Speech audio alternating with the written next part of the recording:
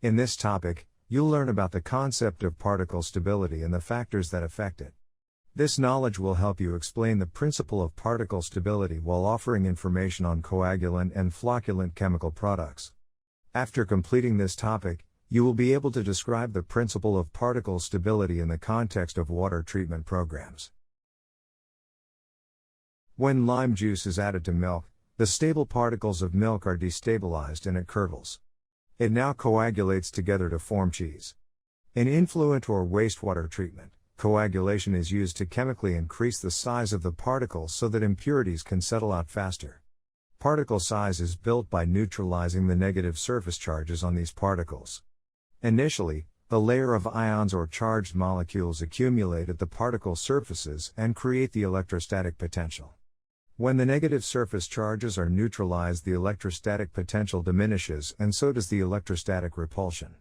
Cationic polymers and inorganic coagulants can be used to neutralize the surface charge of these particles. Self-precipitating polymers not only neutralize the surface charges, they also link particles together with their long-chain molecular structure.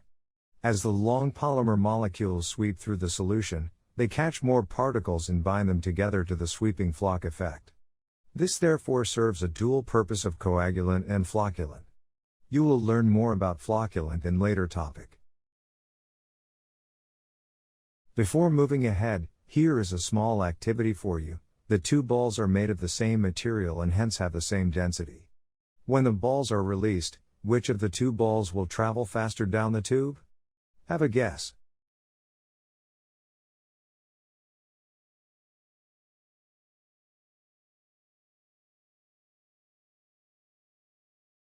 The speed which the balls travel down the tube of liquid is known as the settling velocity. It is determined by the size and density of the balls. Similarly, the solid particles in wastewater have a settling velocity that is governed by the Stokes law.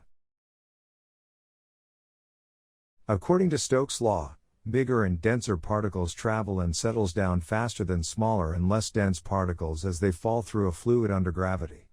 This is the formula expressing Stokes' law. The settling velocity of particle is directly proportional to the square of the particle's diameter. The settling velocity is also directly proportional to the difference of the densities between the particle and the fluid that it is in. Although, the settling velocity is inversely proportional to the fluid's viscosity. However, at this point you only need to look at the concept of particle size, as the particle size is something we can chemically influence. Note that as particle size doubles, the settling velocity will increase to 4 times, and as the particle size triples, the settling velocity will increase to 9 times. Hence, increasing the particle size is an efficient way to improve the separation of the impurities.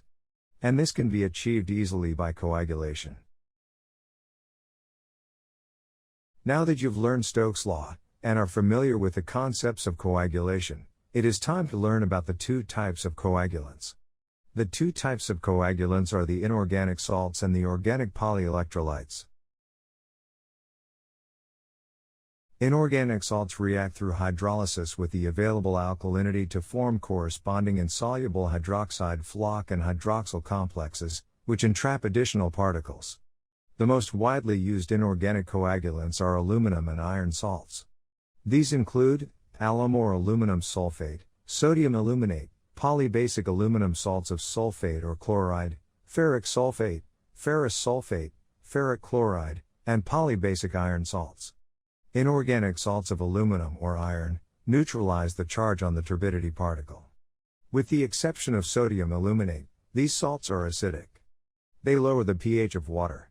So depending on the initial raw water alkalinity and pH, an alkali, such as lime or caustic, must be added to counteract the pH depression of the inorganic coagulant. Organic polyelectrolytes are polymers that serve as both coagulants and flocculants. They carry catatonic, non-ionic, or an ionic charge, and are generally in the form of powder, liquids or emulsions. Here are some examples of organic coagulant molecules. Some of them are soluble and some of them are self-precipitating. Now let's compare the two types of coagulants. Organic coagulants have some advantages over inorganic coagulants. Organic coagulants create a smaller volume of sludge. This means the sludge disposal cost is lower with organic coagulants. Secondly, unlike inorganic coagulants, the performance of organic coagulants is less pH dependent. Hence, operationally it is easier to operate without having to closely monitor and control the pH. Most of the inorganic coagulants except sodium aluminate have low pH, which makes it less safe to handle.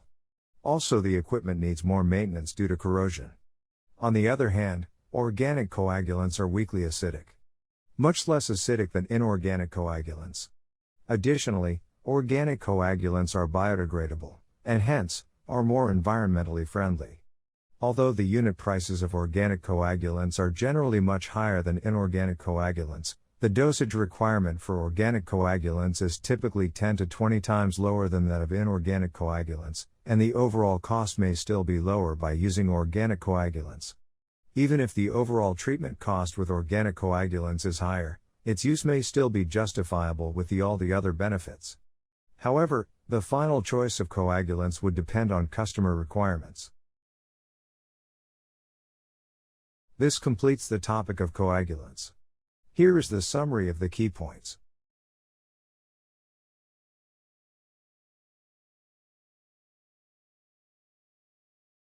We now have reached the end of coagulants topic in the wastewater treatment series. Thank you for listening and watching this lecture. If you would like to see other courses, please visit watertreatment.training.